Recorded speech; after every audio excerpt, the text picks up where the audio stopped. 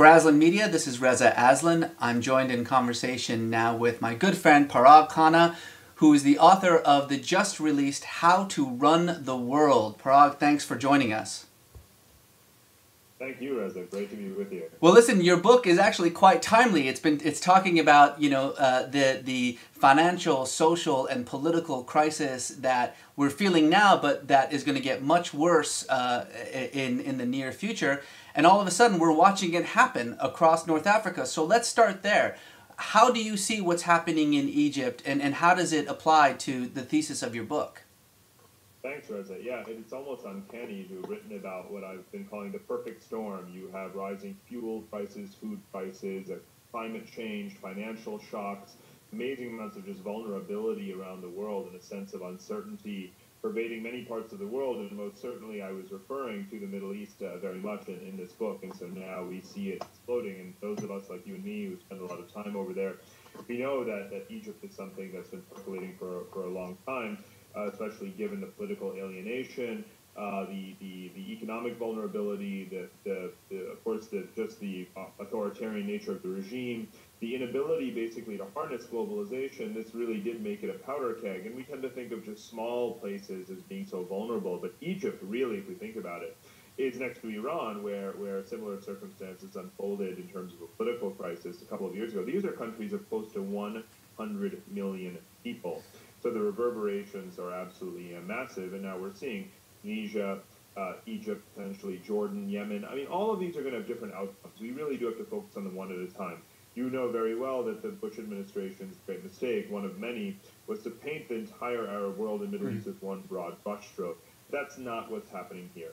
There are monarchies and non-monarchies, countries where the military is going to remain loyal to the regime and those where it's not, places that have natural resources and some wealth to continue to try and buy off the population, and those that don't have that.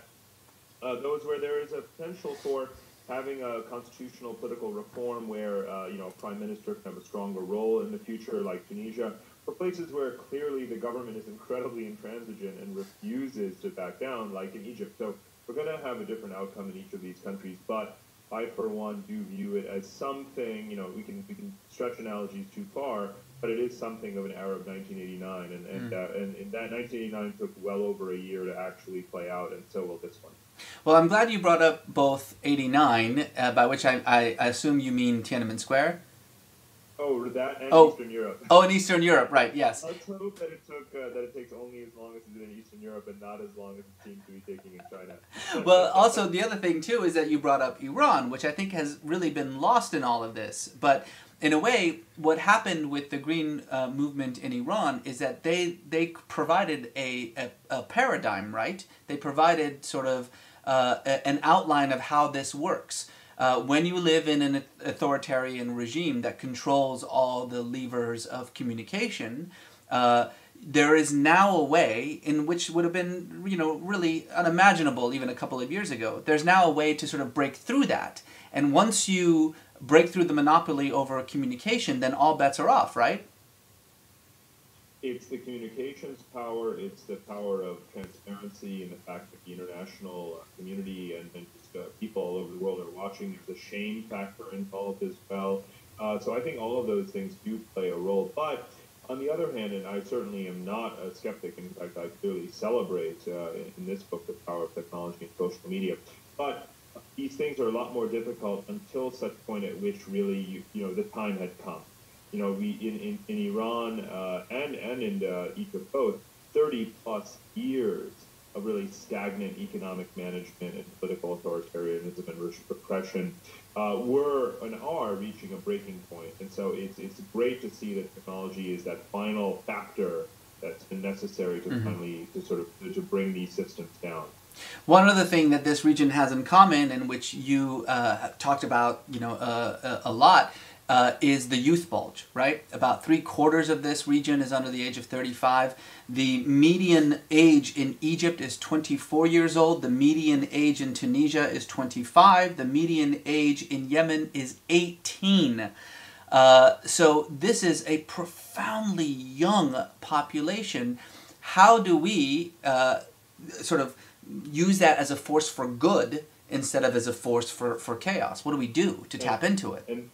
Right, and those statistics are exactly why in the introduction chapter of this new book, I have a section titled Generation Y Geopolitics. And I think that I thought that it was really time for a systemic approach to the fact that the number of young people in the world exceeds the number of old people by an ever-growing amount, particularly in areas like the Middle East. But it also applies very much to South Asia, Pakistan and India, let's not forget.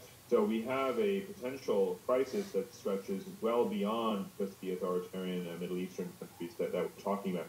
And how do you turn that crisis into an opportunity is a big question, which is why myself and many others say that the employment crisis in the world is really the biggest threat to global stability, even more so than, let's say, nuclear weapons and terrorism and other sorts of things, because the employment crisis can really lead to the instability crisis. And so I think that what's been happening in the last couple of weeks in Tunisia and in Egypt really will start to focus the mind. So that's the silver lining, if anything, is that we're going to start to see more and more governments and international agencies and so forth start to take that seriously. Now, what to do about it?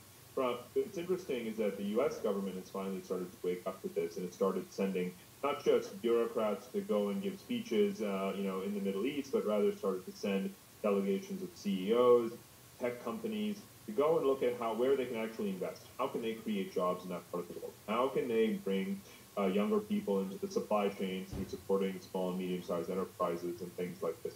So finally, I think there's a little bit of an awakening to this demand in the West. It's really, it's not that it's too little too late.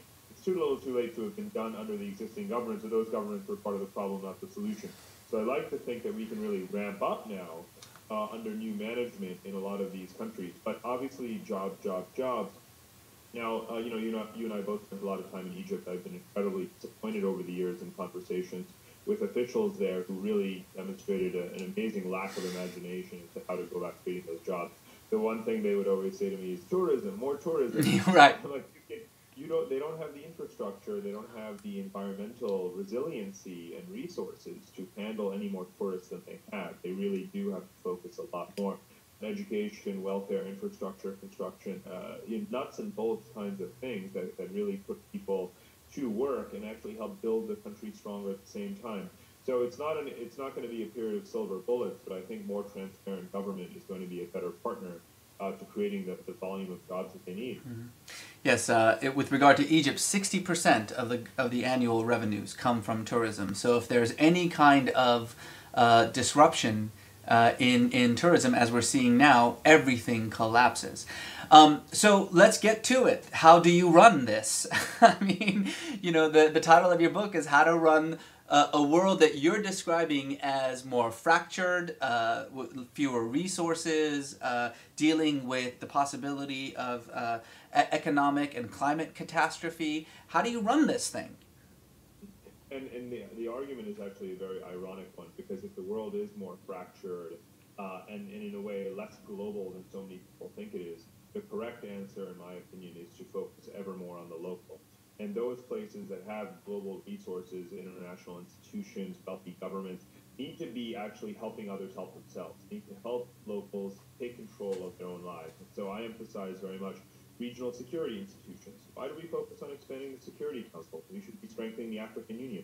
The African Union should have more peacekeepers, more resources to intervene and stabilize local conflicts in Africa. They shouldn't have to wait for China or Russia to approve these things at a meeting in New York when those two countries are concerned about their interests in Tibet and Chechnya. What does that have to do with Africa? Absolutely nothing. So helping others help themselves as much as possible is a big part of what I consider to be the solution. And that requires a new kind of diplomacy, which I call mega diplomacy. And that's all about getting not just governments, but also NGOs and corporations involved. Right now in the West, we have this sort of pro or anti-corporate mentality because of the financial crisis. But if we take a big step back, we know very well that all of innovation, job creation, and so forth is really going to come through stimulating, incentivizing, subsidizing private sector research, innovation, and job creation. So we have to be much more about partnerships across private lines rather than sticking with this either-or kind of mentality. And then, of course, NGOs play a tremendous role because they pressure, they provide role models.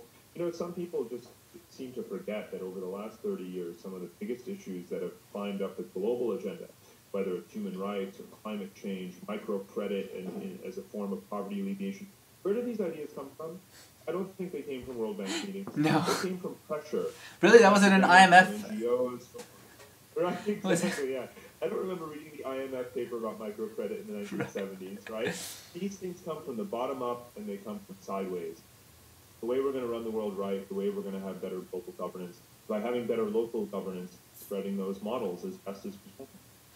Well, so last question here. Your previous book, The Second World, did a wonderful job of laying out and even predicting the multipolar world that we're living in now, that a lot of Americans are starting to just wake up to. What is your prediction here for what comes out of what people are calling the winter of Arab discontent? Right. One of you mentioned earlier that Iran has been kind of forgotten as everyone is watching Egypt and the example of what happened a couple of years ago. Here's another part of the immediate Arab world that's being forgotten, the Gulf states.